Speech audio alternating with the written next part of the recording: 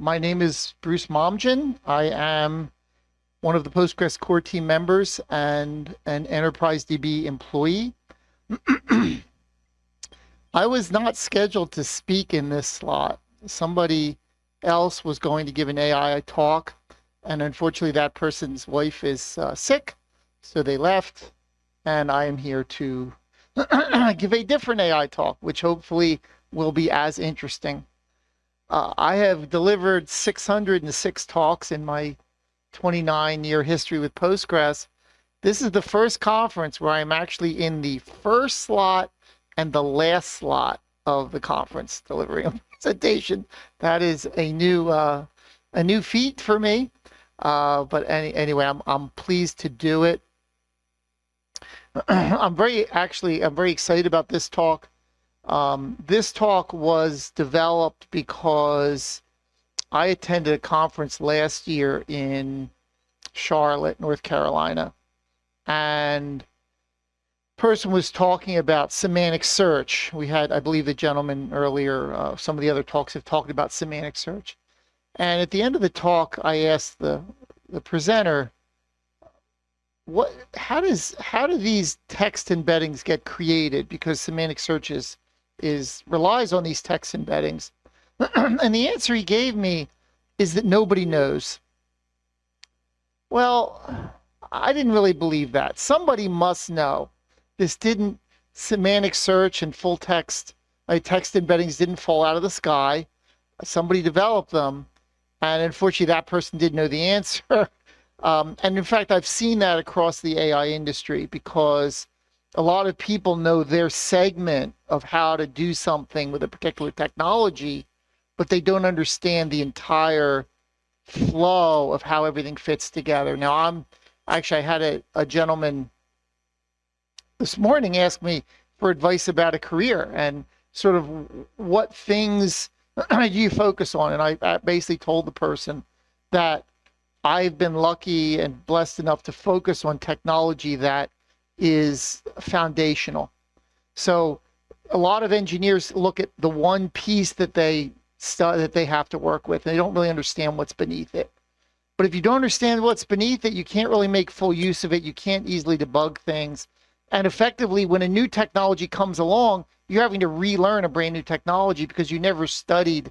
Most new technology is based around a foundation of old technology. So again, having studied operating systems, hardware design, compiler design in my youth, and Unix, the skills that I learned in the 80s and 90s, which many of you weren't alive, I still use today. Whereas a lot of people studied very, very trendy technology, but not necessarily foundational, and it only lasted for a couple of years. So that's one of the reasons I decided I have to understand this. AI is obviously very important to EDB. I think we were going to have a presentation about that today, but the person couldn't get their flight was canceled. So anyway, I do have another AI talk called Postgres and the Artificial Intelligence Landscape. That is pre-2022 AI technology, and I'll explain that in a minute. Okay. That talk talked about what artificial intelligence and basically machine learning and deep learning, what we call determinative AI. And this talk is going to talk about the AI explosion, which basically happened in November 2022. We're going to talk about hyperdimensional vectors. If any of you are allergic to mathematics, be warned. I was a math teacher. You have to understand the dimensionality of these vectors to understand how AI works. I'll make it as easy as possible. Then we're going to talk about text embeddings. That's that topic that I originally got me started on this. We'll talk about semantic search or vector search. Then transformers and generative AI, which is really what has gotten everyone's attention. Finally, we'll talk about retrieval-augmented generation, or RAG. That was talked about in the 3 o'clock slot in this room, if anyone was here. Then we'll talk about deployment, and finally, conclusion. So again, we're covering a lot of material here, but the basic goal is to understand when does a database make sense for AI and when does it not. And you can't answer that question if you don't understand how the AI works. So we're going to talk about how the AI works, explain how all the pieces fit together, and then finally, at the end, talk about where does database make sense here and how can you make the best use of a database for artificial intelligence. Okay. So I talked about November 2022. In fact, November 30, 2022 was when ChatGPT became on the scene, the first basic public release, ChatGPT 4. And obviously, since then, everyone has been excited about AI. AI had existed for many years before. My previous talk does go into some of those details. But again, by the way, this URL right here is a 6-hour tutorial on YouTube video about AI. So if you want some of the foundational mathematics behind it, it doesn't do a great job of sort of putting the pieces together. It just gives you the building blocks. But again, feel free to do that. One thing I forgot to mention again, just like my presentation yesterday, that all these presentations are on my website. Here's the QR code, and we'll repeat that at the end of the talk if you want. But again, you can download these slides now and see them if you want. Okay. Before ChatGPT or before OpenAI's ChatGPT 3, most public AI was what we call discriminative. And this is the AI we're used to working with, where it classifies things like fraudulent credit card charges or image recognition. It does recommendations of things like web pages and videos. It predicts trends, and it can even do language translation. So again, this is pre-2022. This is what everyone focused on for AI. By the way, anything in blue here is a URL. So if you download the slides, you click on the blue, it'll take you to that source. Again, you don't have to type it out. You could spend hours just on this presentation looking at the links that go with them. You'll see a lot of those. I've been with EDB for 19 years. I'm tremendously blessed. They basically pay me to look out the window. And what that means is that I am looking to see where Postgres is going. I am looking to see where the industry is going. And when I decided I needed to understand AI, I was able to take 2 months or 6 weeks to put together all of this material, because what I found is the AI field, particularly the generative AI field, is so new that very few people are putting these pieces together in a layout that actually makes sense. Okay. And again, that was the goal. That was the goal of this talk. A lot of research. So generative AI, again, super popular now. I can't do better than this sentence. Revolutionized the public's perception of what was possible with AI. Period. And again, there was a text version and then an image version, and again, it's only gotten better in the past less than 3 years that we've been sort of in this AI revolution. Okay. Generative AI has a whole bunch of use cases. Some of the simple ones are things like chat bots, but we're going to talk about semantic and vector search and why that's very important. Summarizing text is actually a specific generative AI capability. Of course, language translation, generation of images, audio, and video, of course. And I'm particularly excited in my industry about the software uses for generative AI. I don't think we really have scratched the surface yet in what's possible. Things like code creation, code analysis, data analysis. The one particular here, programming language conversion. And I have a URL here at the bottom, link to that. There was a website where I had some Perl code, and you may know, having been in the industry for a long time, it's very hard to change from one language to another. Now, they have some very simplistic rule-based tools that do this, but they never seem to capture the complexity of the language they're translating into, right? It's often very crudely, but generative AI has the capability of translating really well. I had a Perl script and I sent it to this conversion, and it came back with a running Python script, which I thought was really, really cool. The last one, also super important. Again, we haven't scratched the surface. Natural language interface for tasks that previously required specialized software. So think of, I want some data out of my database. Why can't I ask for it in a natural language, right? You can see that. Again, I don't think we've really understood all the possibilities that are coming. So just to summarize the old and new AI world, discriminative AI used what we called supervised learning, and it required training data with known outcomes typically. It was very specific to one problem domain, and again, it generated a prediction. Generative AI requires a massive amount of data, much more than discriminative. It often is a general use case, and again, it outputs brand new content, which was really revolutionary at the time. As at the end of the talk, I'll talk a little bit more about that, okay?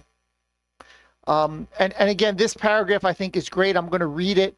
I don't even know the author. That's all I could get was the person's first name. He posted this on Stack Overflow. But again, the type of research I had to do to get this information.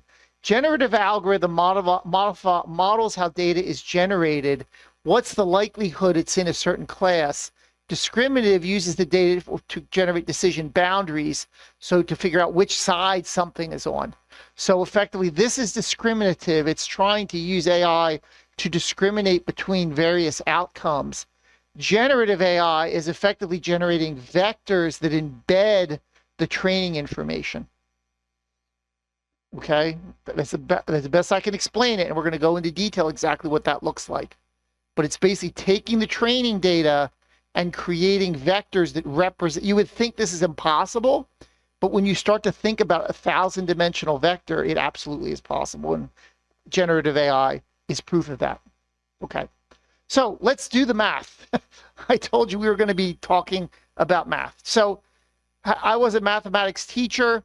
Mathematics allows you to represent concepts that typically you cannot represent in the real world. We all know this conceptually. Concepts like infinity, concepts like the number of atoms in the universe is 10 to the 80. What does that mean? I don't know. I can't really understand, but that's the general estimate of the number of atoms. When you're doing calculus, whether it's a derivative or an integral, you are summing or computing infinite numbers of computations and reducing it down to a result. I know that also sounds impossible, but effectively that's the way calculus works. It allows you to take an infinite number of slices for integrals or an infinite number of slopes for derivatives and effectively compute a function that represents a precise result of an infinite number of calculations. Seems impossible? It works. Another concept is duality. You can represent mathematics allows you to represent the physical world, also in computer science and abstractly. Again, if you look at that URL there at the bottom if you're curious. So this is typically a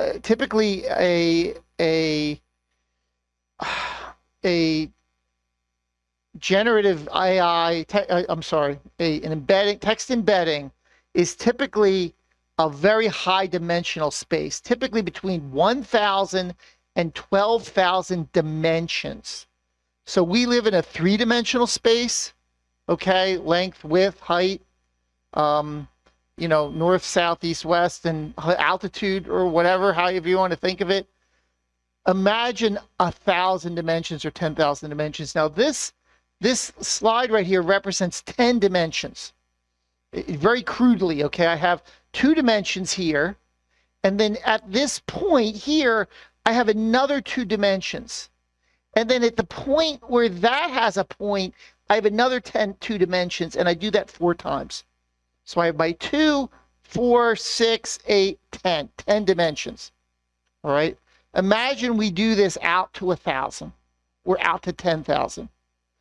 Hard to imagine what that is like representationally, but effectively that is exactly what these text embeddings are. And again, we have a URL here at the bottom, okay? The way we basically represent these dimensions are with 4-byte floating point numbers. with that many dimensions, the number of possible vectors is 10 to the 9,000 to 10 to the 118,000. Now, how many atoms are there in the universe? Anyone? Nobody remembers. Come on. 10 to the 80. Exactly. So instead of 10 to the 80, we're 10 to the 9,000. We're 10 to the 118,000. That's just the scale is just, I can't fathom it. But again, mathematics gives us a way of representing that. All right. So let me walk through kind of the way this works. And again, this is very crude. It's not super sophisticated. What I'm going to do is I basically pick a word and I just basically give it a vector. All right. So pillow gets a vector and friend gets a vector and dog and water and eat. They all get vectors in this space. Okay. And they're all 1,000 or 10,000 dimensions. All right. So let's walk through exactly. Remember, I asked the question in the class at the last year, how do you make these text embeddings? Well, nobody knows. No, somebody knows, okay? We're going to walk through exactly how we do create these text embeddings. How do we train that vectors, 1,000-dimensional vectors? How do we train them? Well, the way we do it is we first create the vectors. And I'm going to do it very simply. For every English word, I'm going to create a vector, and I am going to randomly assign a direction to this vector in a 1,000-dimensional space or a 10,000-dimensional space. All right. Now, remember how many possible vectors there are. There's like 10 to the 9,000 or whatever. Okay. How many words do I have? 50,000 English words. All right. Not much. Same thing with Portuguese. It's not maybe the same number. All right. So you've got 50,000 words in a space that far, far exceeds the number of atoms in the universe. So there's so much space around these vectors, it's ridiculous. Okay? Does that make sense? And they're just randomly out there. All right? And what we're going to do is we're going to use a technology called word2vec to effectively move words nearer other words as they appear in the training data. I'm going to walk you through a specific example. But all the training is doing, I'm sorry, I'm moving around. All the training is doing is to move these vectors in this 1,000-dimensional space closer to other words that happen to be also in the training data next to each other. All right. So I'm going to do this very simple example. This is the traditional example that every AI system uses. It's queen, man, king, and woman. I don't know why this was the example used, but it's fine. So I've got four vectors. All right, 4 vectors. And what I do is I feed my training data in, like something like this. King is a tall man. King. Okay, so I take, here's my text. And I have king is a tall man. All right. And what I do is I move the closer to these words, and I move king closer to these words, and I move is closer to these words, and tall and man. All right. So as I'm getting each sentence, I'm moving the words closer, again, in a 1,000-dimensional space, slightly closer every time. Okay. So king gets closer to man, tall gets closer to king. So now you're starting to see, here's another sentence. The king is a tall man. The queen is a beautiful woman. They sit together in the throne room of the castle. Great, great image, right? So king gets closer to man because they're kind of close to the text. Tall gets closer to man and king because they're also close. Queen gets closer to woman. Beautiful gets closer to woman and queen. Okay, throne gets closer to castle because they're near each other. Then king, man, queen, again, all get closer to castle. Okay, so the point is that in some measure, all these things are getting closer together as they're going through the training, but they're not getting closer. If I get closer to, If I get closer to Roberto, I'm getting farther away from this sign, right? As I get closer, I'm getting farther away, right? That makes sense, right? But in a 1,000-dimensional space, doesn't have to be, right? Like I'm getting closer to Roberto. Am I getting any, is my dimensionality changing? My height is the same, right? My height's not changing. I'm changing on this dimension, I'm getting closer, but I'm not getting closer on the height. Now, if I come down here, now I'm closer to him on the height area, right? So my point is when you have 1,000 dimensions, we can get king and closer to queen without getting him farther away from man. Anyone getting this? Like, okay. So again, you think of it this way: you have 1,000 attributes of each word because you have 1,000 dimensions, 10,000 dimensions. So we can actually have movement in some dimensions without touching the other ones. All right. And again, yeah, king, the is cling. This is the way it kind of works. So once you're done, and again, this is a two-dimensional example. Once you're done, man is close to woman, and king is close to queen. But what's really weird is if you take man and you compare it to woman, and you find the angle in some dimension, I don't know fully, and then you take king and you add that dimension, you get queen. All right? Because when we moved king and queen together, we did it in some dimension different than the man-woman dimension, basically. Okay? And this is the way the text embeddings are effectively compressing the training data into these vectors with dimensions that actually tell us, represent to us the relationships between the words in a way that we couldn't do before, right? And this is kind of an idea what a text embedding looks like. Again, very crude, but you can get the concept that maybe this dot is sort of the royal dot, right? And then maybe this dot is the gender dot or the, I don't know, tall height dot, I don't know. But again, this is part of the reason the person says, I don't know how it does it, because it's so complicated and there's so many of these long vectors, it's very hard to look at the numbers and say, oh, this one looks like it's the royal one, right?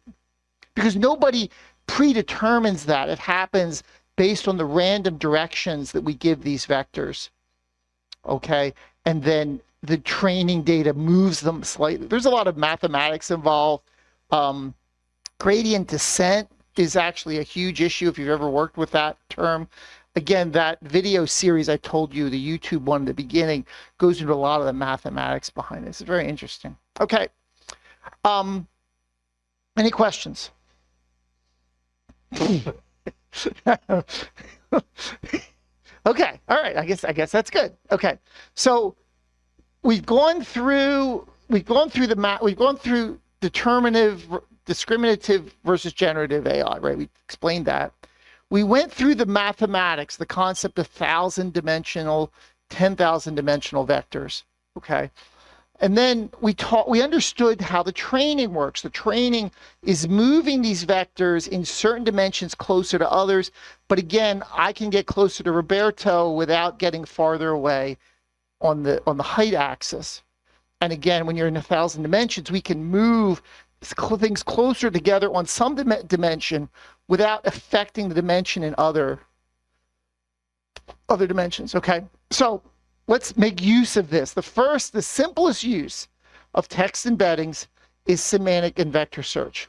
Now, Postgres has had what we call text or full text or phrase search for a long time, probably 20 years. But full text search has its limitations. When you do a full text search, you're basically trying to say, are these letters similar to letters in another word? Okay. Now that works really well for proper names and so forth, but it really does not have any knowledge of the words. So for example, royal and throne and castle, it has no idea those are related in a text search because it's just looking at some letters. Like, well, there's an A over here and there's no A over there. No, there's no knowledge of relationships. But as you can see from text embeddings, we do get a knowledge embedded in these very complicated vectors. So what's really interesting is that you can now do searches in what we call semantic or vector search that have a meaning associated with these words, and they understand synonyms in a way that would be really hard. Now, our full text search does have a synonym capability, but you have to define the synonyms in the database. These text embeddings automatically have sort of that knowledge in the vectors themselves.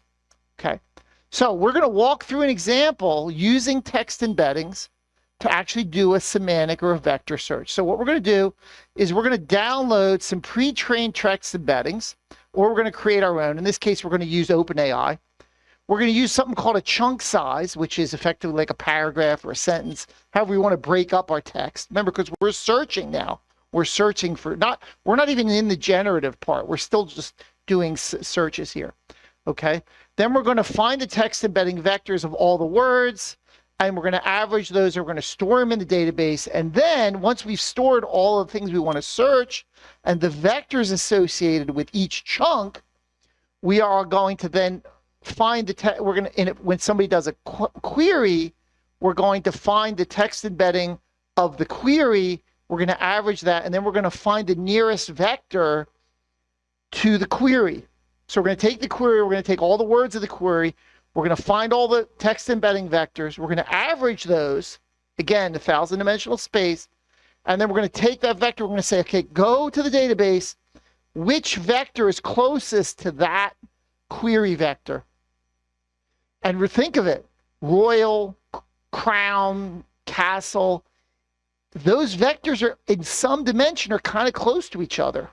So when you go to do the search and it's saying, give me, all of a sudden those things are going to be very, if your query mentions those terms, that query is going to find hopefully any sentences that have any of those royal concept words in there, because all the training data had these words near each other when we did that huge amount of training.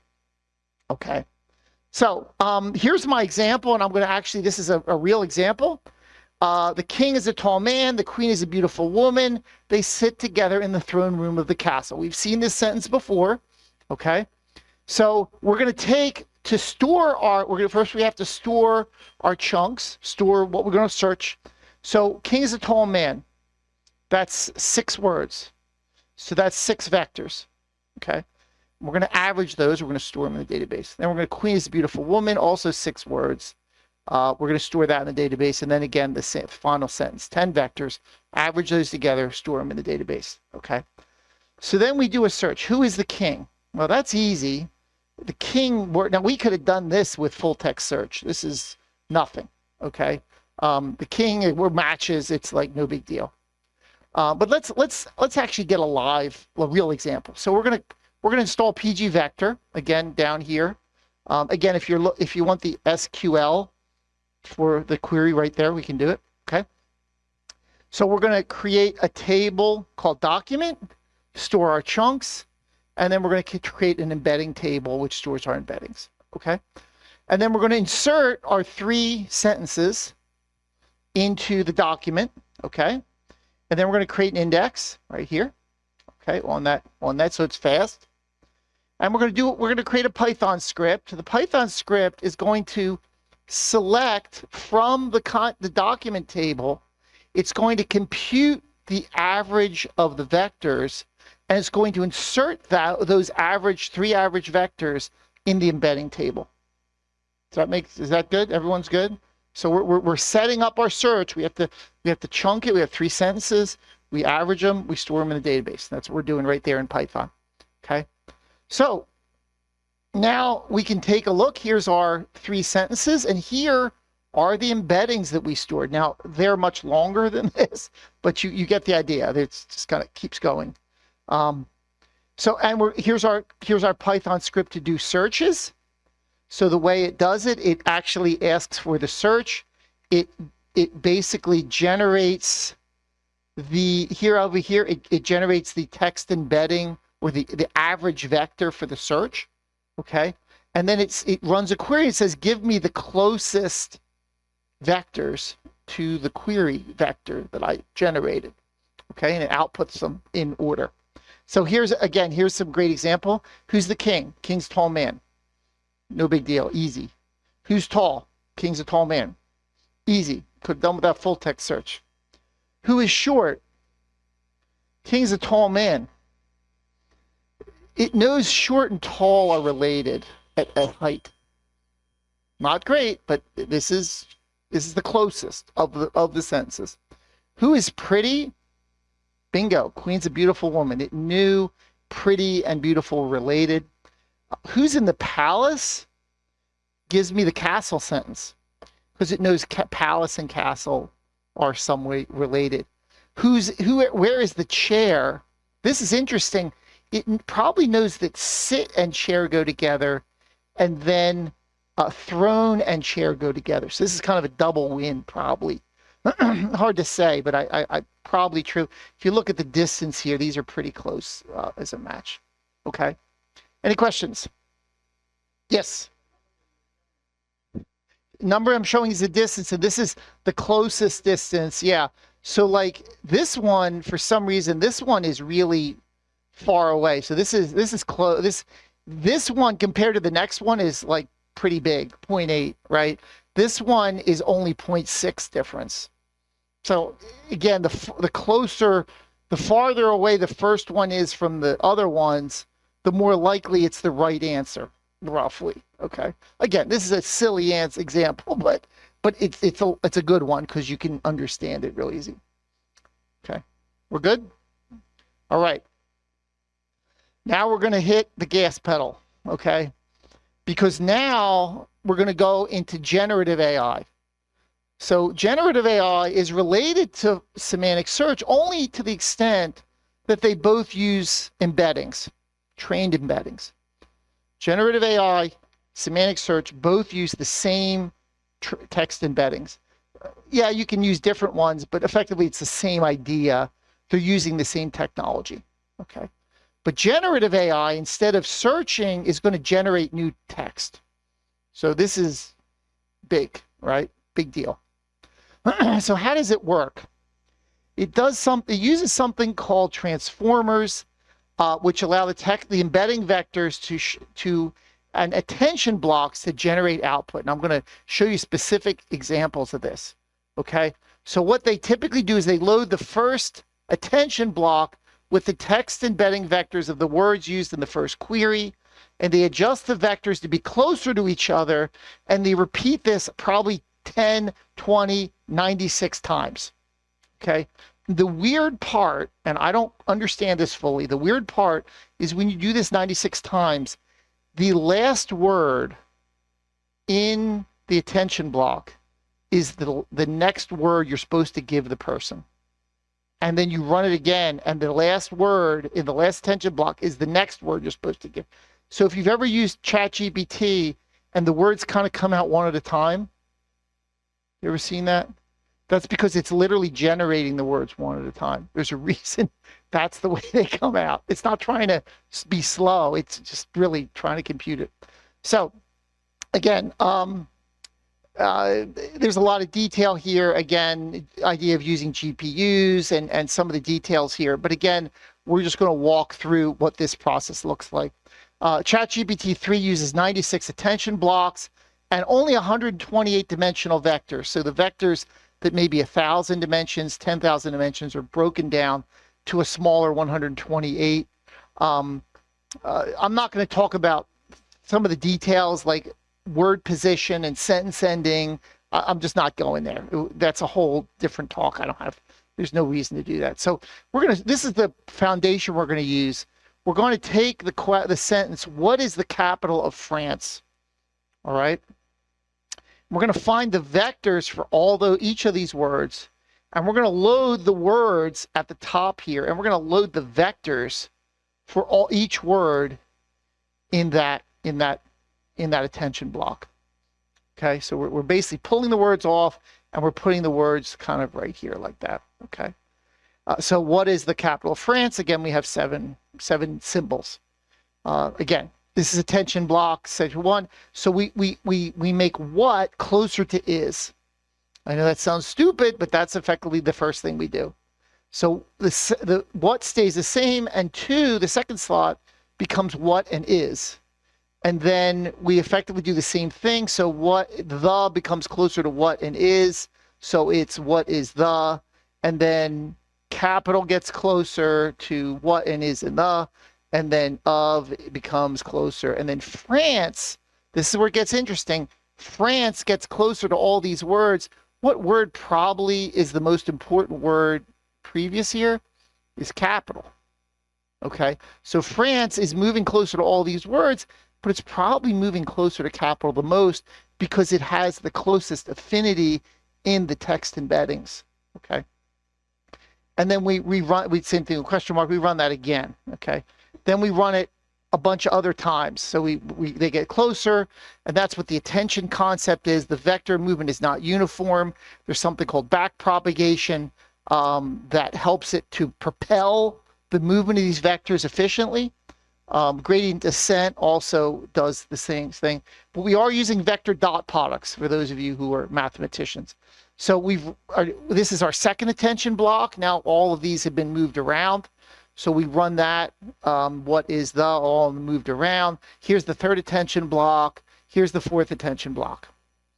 Okay, so every time we're running this attention block, we're moving these words closer to the words around it, right? After running all the attention blocks, we look at the last vector and we go back to the original text embedding and we say, what vector is closest to this last word? And that is the word that we send to the user. And then we do it again. And we then pull the next word, run it to, and that's the next word they get. And we run it as long as it generates words. And this is effectively what happens. This is the first word. That word then runs down here, and then it comes the next word, and it just chugs. You can see a lot of computation. Huge amount of computation. Okay. So let's walk through a real example versus the mathematics. So here's we're using ChatGPT 4. Here's the question. What is the capital of France? It comes back, the capital of France is Paris. As you can imagine, Paris, that last word of the last attention block, is probably closest to Paris because we've moved France. When you get France and capital together, those appear a lot together in the text, the training data. So the vectors at some dimension are close, and that's how it figures it out. Capital, same thing here. Capital of France is, I changed the sentence, didn't matter. Where is Paris? And it gives me a whole great description of that. Again, looking for words that are close to the Paris concept. This is interesting. If I say Columbus is in Ohio, where is Paris? That's a little different. It starts to talk about Paris in France, but it also mentions a Paris in Texas. There is a Paris, Texas. So it's a little confused here because you've talked about the United States, and the vector is not completely aligned with Paris. If I say I live in Texas, where is Paris? It starts with Paris, Texas, and then it also mentions that there's one in France as well.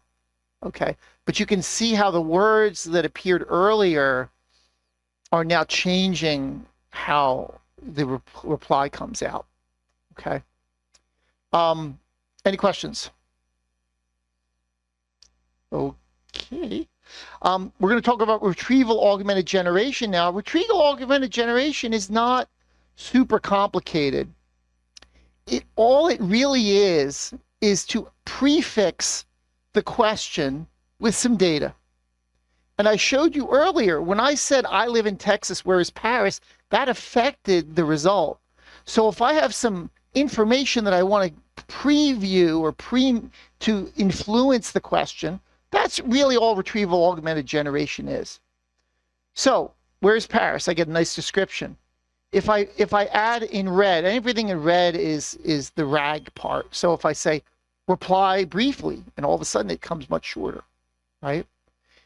This is an example of how I might do it. Here's a RAG command line tool. Here's my RAG, and here is my question. So again, it actually creates a JSON with a special sort of RAG, JSON section, which says reply briefly. So if I say Columbus is in Ohio in RAG, and I say where is Paris, again I get a little different description. If I say I live in Texas, then now you can see these are not as influential as they were in the previous.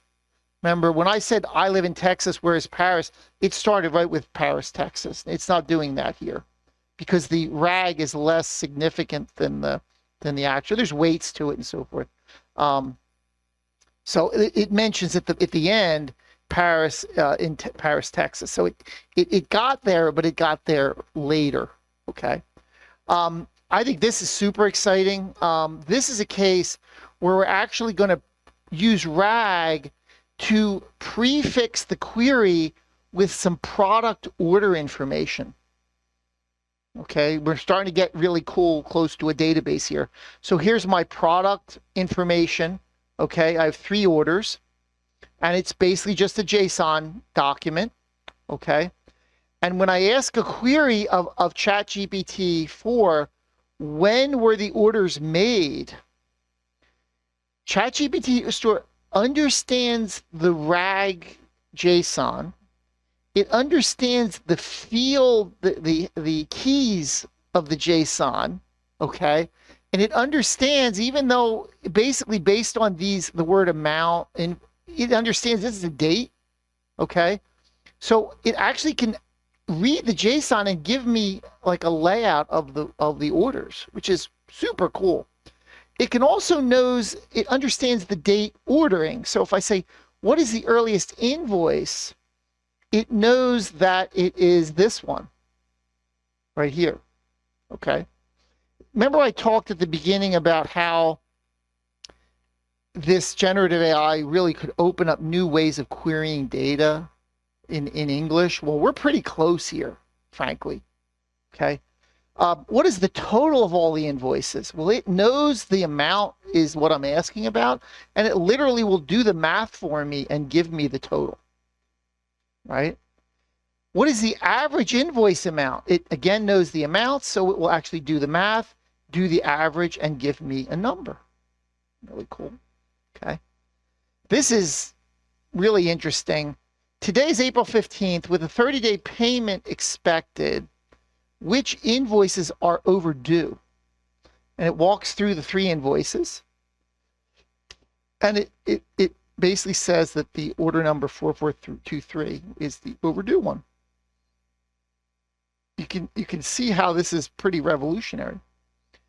What is the total of invoices that are not pencils? It knows which ones those are, and again totals it up for me. This is even more interesting. Today is the 15th of 2024. What is the next expected order date? So it looks at the days between orders and then computes an average and tries to project when the next invoice will be. Even more interesting, I can ask it to write an SQL query to generate the latest invoice date, and it will actually do that for me based on what it assumes is the schema from the keys in the JSON that I gave it. So this really could change a lot of the tasks that we do as developers to have to write ad hoc queries and so forth. I think this is just super exciting. You can also pull the data from a database here. I've actually created an invoice table. I've actually inserted my 3 orders just like before. And effectively, I could run PSQL and ask it to output JSON as my RAG live.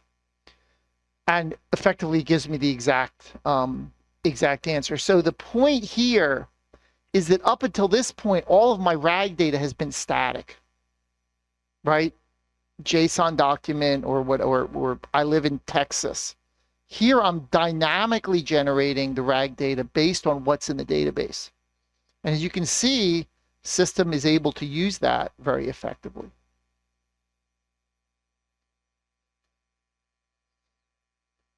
Any questions?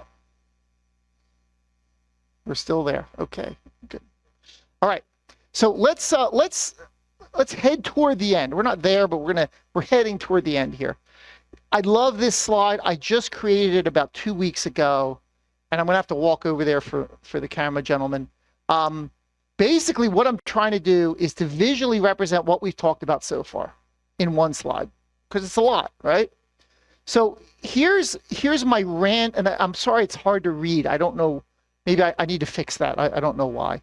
These are my random vectors, okay? Once they go through training,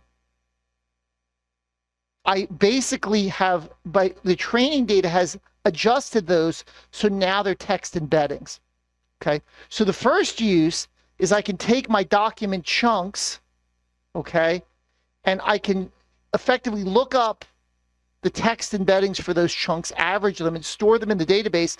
And then with the dash line, I can use semantic search to effectively find the nearest vectors and find my nearest chunk. So that's this top red here is my semantic search, right? I've got random vectors, I trained them, here's my embeddings. I store my chunks here with the average into this table, and then from there I can do lookups from my queries, and again, my nearest chunks come out. Second thing we talked about, generative queries, okay, perhaps with RAG. Again, we take our queries, we run them in, they go into our attention blocks, the attention block comes up, finds the nearest word, boom, that's our first output word. And we repeat that over and over again, okay? So effectively, that's a summary of what we talked about, okay? Now, this is a text representation of what we just talked about. Section 3, how to train them. Section 4, semantic search. Section 5 and 6 of this presentation, transformers and generative AI. Section 7, RAG and SQL queries. Okay. Are databases good for some of these? Yes. Are they bad for some of these? Yes. Text embedding vector training, poor for a database. There's a lot of computation. There's no transactions necessary. It's not multi-user. Probably database is overkill. Semantic and vector search, absolutely good for a database. Okay. Transformers and generative AI, probably poor. Too much calculation, no multi-user, no transactions necessary. Best done outside the database. Retrieval-Augmented Generation is good. Language queries from retrieved data is good. Generative SQL queries, we're not sure yet. Data analysis certainly is. So again, having worked through all of this material, having understood how all these pieces fit together, we can now look at this chart and say, yes, this is accurate. This does make sense. This does explain where AI is good and for a database, and where AI really doesn't appropriate for a database. Okay. In terms of deploying, there's a whole bunch of ways to do it. You can use a cloud service like ChatGPT. You can use a self-managed model. The most popular one is probably the Llama model from Meta, but there's a lot of other ones as well. You can locally train your data, so you can take a text embedding and take some of your corporate data and retrain an existing embedding to adjust it slightly so it knows about your products, it knows about your policies and so forth. Very exciting. You can train it only with private data, but again, you need a lot of data to do that. The Hugging Face is a great place to find models and data sets that you can use to do your own training if you want. Be aware, OpenAI is not an open model. It's very confusing. It was designed originally to be open, but it is not now. So just be aware of that. Again, it depends on the above options can be augmented with RAG. Again, RAG can come from relational data. It can come from full text search and so forth. For Postgres solutions for AI, we have PG Vector. We've already talked about that. Tembo has one. EDB has a very sophisticated AI extension called Pipelines, which allows you to automate a lot of this stuff. Timescale has an extension called PGAI. Postgres ML has one. These are some of the big ones and open source. Most of the cloud people have one. And even DBTune is designed to do Postgres server parameter tuning. So again, kind of interesting. So again, there's a lot of sort of work out here in the AI space. PG Vector being the big one, but again, a lot of other ones as well. So in conclusion, this is the history of AI. Basically, Turing test and expert systems and AI winner. What's really interesting is in 2013, we first see this concept of generative AI appear. So it took 9 years from the first time until actually it became public. 2013, Word2Vec, I already talked about it, developed by Google. Attention blocks, 2017, also developed by Google. Okay. Oddly, Google was not the person to become popular here for this. How did Google miss the boat? They were probably so focused on their own revenue generating activities, they didn't understand how AI could supplement that, right? They were worried about search. They got involved with AI really for translation, language translation, not for anything else. So again, really interesting how ChatGPT just took over the world in a way that really was not anticipated. I'm gonna leave with these two quotes, and you're just gonna have to put these two quotes together in your head. They're both true. Okay, so this is from 2023. A year ago, if you said to me in our lifetime, will we have the capability we have today with ChatGPT-4? If you explain the kind of things that ChatGPT-4 can do, I probably would have said to you a year ago, I don't know if I'll have those capabilities in our lifetime. And now we have them today. So the speed with which this moving is staggering. This is true. The second quote is also true. This is from a gentleman, I believe at Microsoft. We are used to the idea that people or entities that can express themselves or manipulate language are smart. But that is not true. You can manipulate language and not be smart, and that's basically what large language models are demonstrating. Because all they're really doing is mathematics and statistical probability and prediction of words that looks like it's smart, but it has no idea what it's saying. So that does conclude, and unfortunately I'm out of time because we have this room at 5:30 for the lightning talks. I will be here the rest of the day. I appreciate your time, and thank you for listening to me.